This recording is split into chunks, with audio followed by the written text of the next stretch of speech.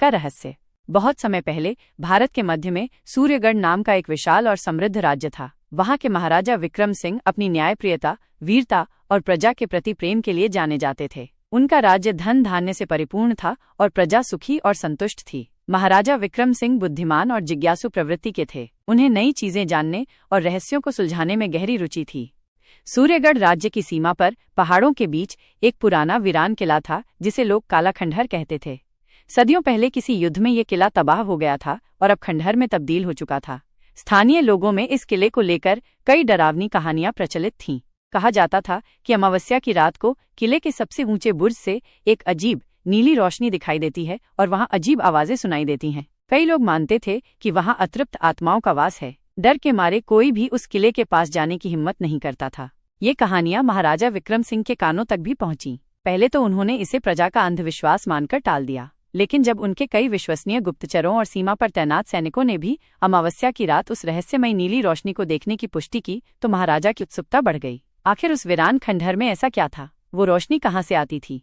महाराजा ने अपने सबसे चतुर मंत्री चाणक्यसेन से इस बारे में विमर्श किया। चाणक्यसेन ने सलाह दी, महाराज, जहाँ धुआं होता है वहाँ आग भी हो सकती है। हो सकता है यह केवल अफवाह हो, लेकिन ये भी संभव है कि वहाँ कोई गहरा रहस्य छुपा हो। हमें इसकी तह तक जाना चाहिए, परंतु सावधानी से। महाराजा विक्रम सिंह ने फैसला किया कि वो स्वयं इस रहस्य का पता लगाएंगे। उन्होंने अगली अमावस्या की रात काला खंडहर जाने की योजना बनाई। उन्होंने अपनी सुरक्षा के लिए केवल अपने सबसे भरोसेमंद सेनापति वीरभद्र और 10 चुनिंदा साहसी सैनिकों को साथ चलने का आदेश दिया। यह अभियान गुप्त रखा गया ताकि प्रजा में अनावश्यक भय न फैले। अमावस्या की रात आई। घना अंधेरा छाया हुआ था।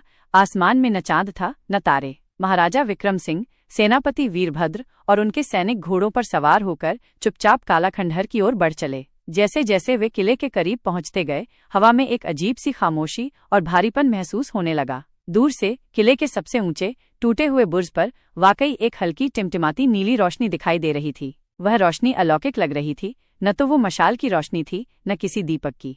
किले के मुख्य द्वार पर पहुंचकर वे घोड़ों से उतरे। द्वार जर्जर हो चुका था और मुश्किल से टिका हुआ था। अंदर घना अंधेरा और टूटी हुई दीवारों पत्थरों का मलबा बिखरा पड़ा था। चमगादड़ों की फड़फड़ाहट और हवा की साएं साएं करती आवाजें माहौल को और डरावना बना रही थीं। सैनिक थोड़े सहमे हुए थे, लेकिन महाराजा के चेहरे पर डर की जगह दृढ़ निश्चय और गहरी उत्सुकता थी। सेनापति, हमें उस बुर्ज तक पहुंचना है जहां से रोशनी आ रही है, महाराजा ने धीमी लेकिन दृढ़ आवाज में कहा।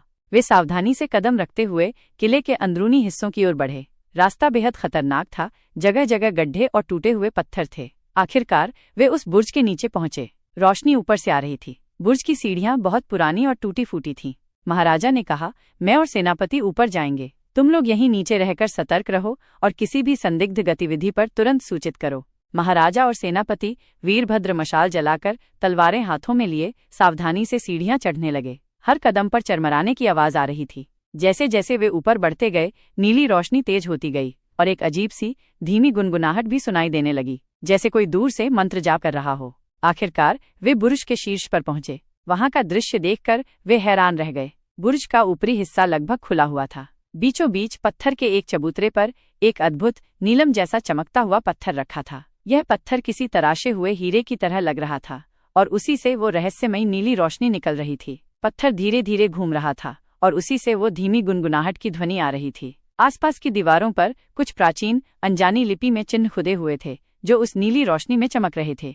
यहाँ कोई भूत प्रेत या आत्मा नहीं थी, बल्कि यह एक रहस्यमयी, शायद जादुई वस्तु थी। महाराजा धीरे धीरे उस चमकते पत्थर के पास गए। जैसे ही उन्होंने उसे छूने के लिए हाथ बढ़ाया, पत्थर की रोशनी अचानक तेज हो गई और गुनगुनाहट की आवाज बढ़ गई। दीवारों पर खुदे चिन्ह और तेजी से चमकने लगे। एक पल के लिए महाराजा को लगा जैसे उनके शरीर में बिजली दौड़ गई हो। सेनापति वीरभद्र ने तुरंत अपनी तलवार निकाल ली, किसी अनजाने खतरे के लिए तैयार। लेकिन अगले ही पल रोशनी वापस धीमी हो गई और गुनगुनाहट भी पहले जैसी हो गई। पत्थर अब भी वहीं घूम रहा था। महाराजा पीछे हट गए। उनकी आंखों में आश्चर्य और गहन सोच के भाव थे।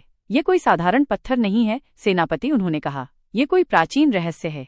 शायद ये किला उतना वीरान नहीं जितना हम समझते थे। उन्होंने उस पत्थर को वहीं छोड़ने का फैसला किया। उसे ले जाना खतरनाक हो सकता था। वे सावधानी से नीचे उतरे और अपने सैनिकों के साथ महल वापस लौट आए। अगले दिन महाराजा ने चाणक्यसेन को पूरी घटना बताई। उन्होंने राज्य के सबसे विद्वान पंडितों और इतिहासकारों को बुलाया और उन प्राचीन चिन्हों के बारे में पता लगाने का आदेश दिया। काला खंडहर किले की सुरक्षा बढ़ा दी गई और वहां किसी के भी जाने पर सख्त पाबंदी लगा दी गई। कई महीनों की खोजबीन के बाद भी पंडित उस पत्थर या उस लिपि का रहस्य पूरी तरह से नहीं समझ पाए। कुछ का मानना था कि यह किसी प्राचीन सभ्यता का ऊर्जा स्रोत था, तो कुछ इसे देवताओं का कोई यंत्र मानते थे।